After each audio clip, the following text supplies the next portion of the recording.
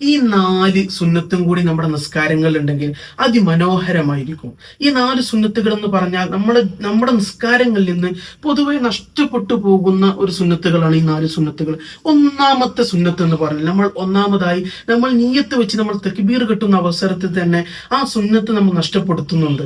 ആ ഏതാണ് സുന്നത്ത് എന്ന് വെച്ചാൽ, നമ്മൾ സാധാരണ നമ്മൾക്ക് ചെയ്യുന്ന ഒരു പിഴവ് എന്ന് പറയുമ്പോൾ അല്ലാഹു അക്ബർ, അങ്ങനെ അല്ലാഹു അക്ബർ, ഇങ്ങനെ നമ്മൾ തക്ബീർ കെട്ടുന്നതിനോട് കൂടെ നമ്മളെ കൈയിനെ ഇങ്ങനെ താത്തുകയാണ് നമ്മൾ പൊതുവെ ചെയ്യല്.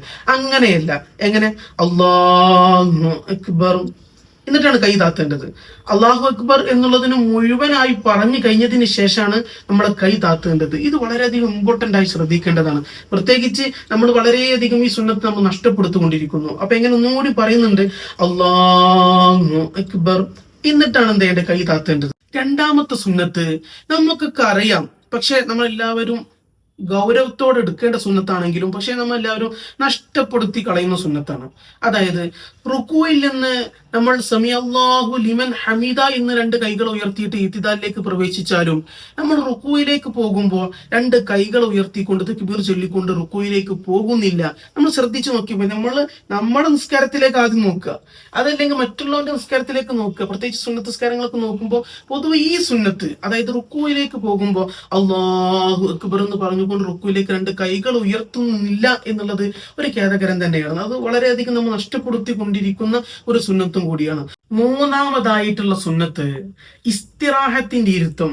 അതായത് 2 സുജൂദും കഴിഞ്ഞ് നമ്മൾ 2ാമത്തെ റക്അത്തിലേക്ക് എണീക്കുമ്പോൾ, അതല്ലെങ്കിൽ 3ാമത്തെ റക്അത്തിലേക്ക് എണീക്കുമ്പോൾ നമ്മൾ ഇരിക്കുന്ന ഒരു ഇരുത്തമുണ്ട്. ഒരു അടങ്ങി താമസിക്കുന്ന ഇസ്തിറാഹത്ത് എന്ന് പറഞ്ഞാൽ അല്പം അടങ്ങി താമസിച്ചൊരു ഇരുത്തം, റാഹത്തിന് വേണ്ടിയിട്ടുള്ള ഇരുത്തം. ആ ഇരുത്തം ഇരിക്കാതെ ഒറ്റടിക്ക് എണീറ്റ് പോകുന്നതുള്ളത് സാഹചര്യം പലപ്പോഴും കാണപ്പെടാറുണ്ട്. നമ്മൾ അറിയാതെ വന്നു പോകുന്ന ഒരു സുന്നത്തുകൾ കളഞ്ഞു പോകുന്ന ഒരു പ്രവണതയാണ്. അതും കൂടി തിരുത്തപ്പെട്ടാൽ നമുക്ക് വളരെയധികം ഉപകാരപ്പെടും. നമ്മുടെ നിസ്കാരത്തിൽ വല്ലാത്തൊരു ഖുശൂ നമുക്ക് ലഭിക്കുന്നതാണ്. 4ാമതായിട്ടുള്ള സുന്നത്ത് വളരെയധികം സിമ്പിളാണ്. അതുപോലെ തന്നെ ഇമാമുമായി ജമാഅത്തായി നിസ്കരിക്കുമ്പോൾ ശ്രദ്ധിക്കേണ്ട കാര്യമാണ്. ഇമാമ് 2 സലാം വീട്ടിയതിന് ശേഷമാണ് മഅ്മൂം സലാം അടക്കേണ്ടത്. ഇമാം ഉദാഹരണം അസ്സലാമു അലൈക്കും വറഹ്മത്തുള്ളാഹ്, അസ്സലാമു അലൈക്കും വറഹ്മത്തുള്ളാഹ് എന്ന് ഇമാം 2 സലാം വീട്ടിയതിന് ശേഷമാണ് മഅ്മൂമിനിക്ക് സലാം വീട്ടൽ സുന്നത്ത്. അതുപോലെ തന്നെ ഇതിലൂടെ ആഡ് ചെയ്ത് പറയാനുള്ളത്, ഇമാം റുക്കൂയിലേക്ക് എത്തിയതിന് ശേഷമാണ് മഅ്മൂമും റുക്കൂയിലേക്ക് എത്തേണ്ടത്. ഇമാം പരിപൂർണമായി സുജൂദിലേക്ക് എത്തിയതിന് ശേഷമാണ് ഇമാം ഖിയാമിൽ നിന്ന്, അതായത് ഇത്തിദാലിൽ നിന്ന് എവിടേക്ക് എത്തേണ്ടത്? സുജൂദിലേക്ക് എത്തേണ്ടത്.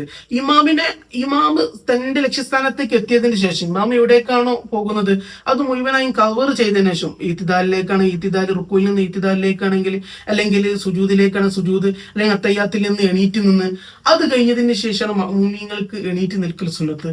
ഈ 4 സുന്നത്തുകള് നമ്മുടെ ജീവിതത്തിൽ ഉണ്ടായാൽ വളരെയധികം മനോഹരമാണ്.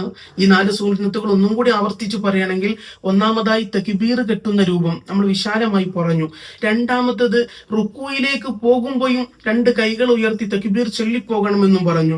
മൂന്നാമതായി ഇസ്തിറാഹത്തിന്റെ സുന്നത്ത് നിസ്കാരം, അത് സുജൂദിൽ 2 സുജൂദും കഴിഞ്ഞ്, അതായത് 2ാമത്തെ റക്അത്തിലേക്കോ അതല്ലെങ്കിൽ നമ്മളുടെ 3ാമത്തെ റക്അത്തിൽ നിന്ന് ഉയരുമ്പോയോ ഇസ്തിറാഹത്തിന്റെ 2 സുജൂദും കഴിഞ്ഞതിന് ശേഷമുള്ള ഒരു അല്പം ഇരിക്കൽ, അത് വളരെയധികം സുന്നത്താണെന്നും പറഞ്ഞു.